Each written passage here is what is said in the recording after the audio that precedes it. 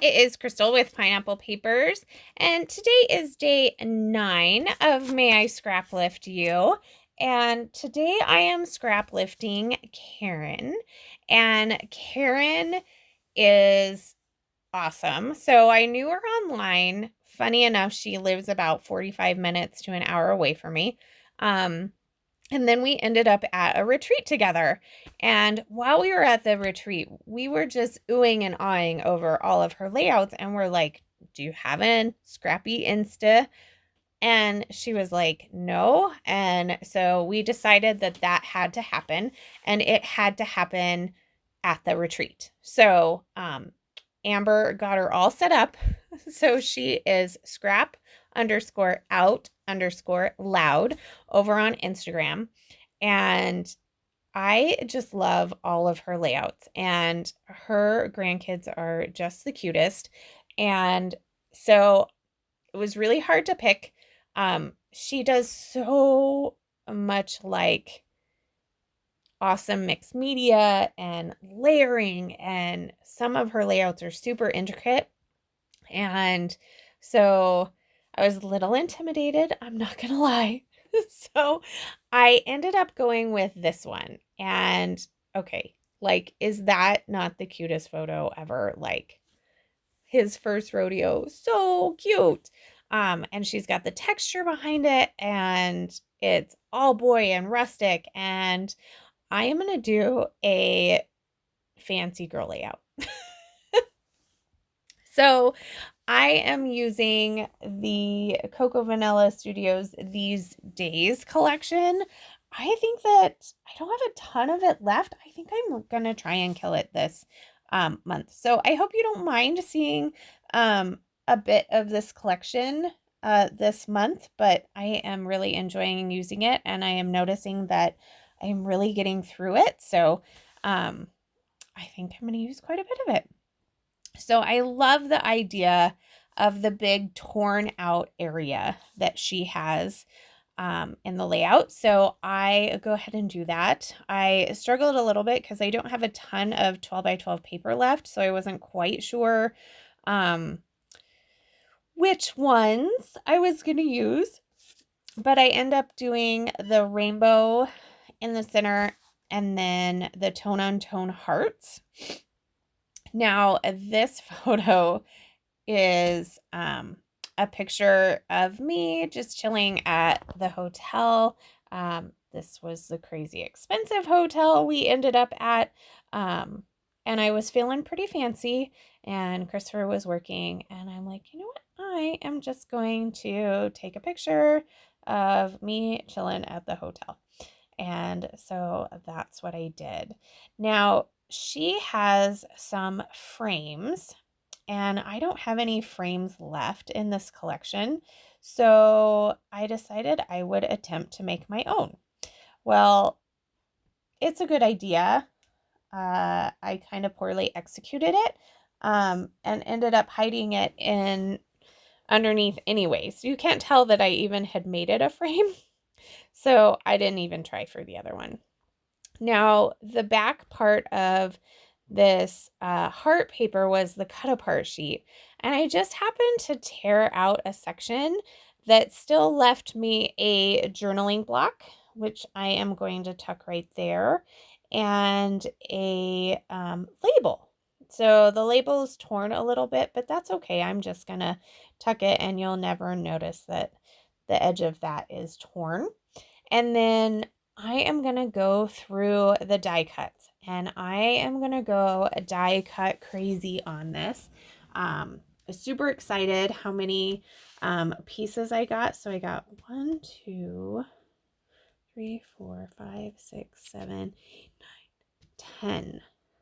I got 10 pieces of ephemera on this layout. That is awesome. There are a couple of pieces of ephemera that I'm not really sure I'm going to use. Mostly they're the people ones. I don't do well with people. I mean, I do well with people, but I don't scrapbook ephemera people very well. So that probably won't happen. So I am trying to do quite a big cluster over on this torn area next to my photo. I add a typewriter that says our story, a little coffee cup that says good day, some books, a house, I'm using that kind of as a hotel, a tree, a butterfly. I just love all those bits. So I do add 2 tiny word stickers. One says this is priceless, which is kind of tongue-in-cheek because this was pricey, but that wasn't what the option was. So we're gonna go with it's priceless, and then I'm just gonna laugh about it when I look at it. Do you guys ever do that? Do you like to put things that are either like rhetorical or totally the opposite on the layouts because it makes you laugh? Because I totally do that. And then I also add a couple of the wood buttons, and then I have to move one because I am going to grab my title from the pre-made stickers. Like I said, I'm really trying to use what is in here. And so I want to position my title to have at least 2 words. So I can have one on the top as well as the bottom, just like in Karen's layout. So I end up going with Grateful Heart because I am very grateful that, you know, we had this opportunity to stay in this absolutely gorgeous hotel. Not everybody has that. So you know, I do try to remind myself that I am grateful that happened and not focus on the fact that we just spent way too much to stay here, but that's okay. And so because I have that black and there's not really black anywhere else, I take a couple of the leaves and scatter those about. So I have black in a couple of areas. And then I am going to pop up the wings of my butterfly because this is a pretty flat layout with the exception of the wood buttons. And then I notice, oh, I am currently noticing that green butterfly has flew away. It is not currently on my layout. So I don't know where it flew away to. I don't even know if it flew away before or after pictures. So it'll be interesting to see in the close-ups if there is a green butterfly there, because there is no green butterfly on this layout. Now look at the next one. Did it hop on the next layout? No. No hopping. It just flew away. So that's okay. It looks fine without it. I actually didn't notice until I was watching the video that it was missing. So I guess it wasn't needed. It can fly away. So these thickers, they're kind of wonky. Like they don't really go straight. So, but it is what it is and it's fine. Now, there was this globe that said love. This is a Bramble Fox perspective. It's been hanging out on my desk. Pulled it out for something. Never made it back into where my other pieces are. And I decided, you know what? This goes really good on this layout. So I'm going to pop that on there. And then realize that, well, you can't just have one perspective, right? Like, I feel like perspectives are kind of like Pringles. Like, you can't just have one. So I am going to glue this one down because I know exactly where I want it. And then I am going to go dig through my other Bramble Fox perspective and see if there is anything else that I can add.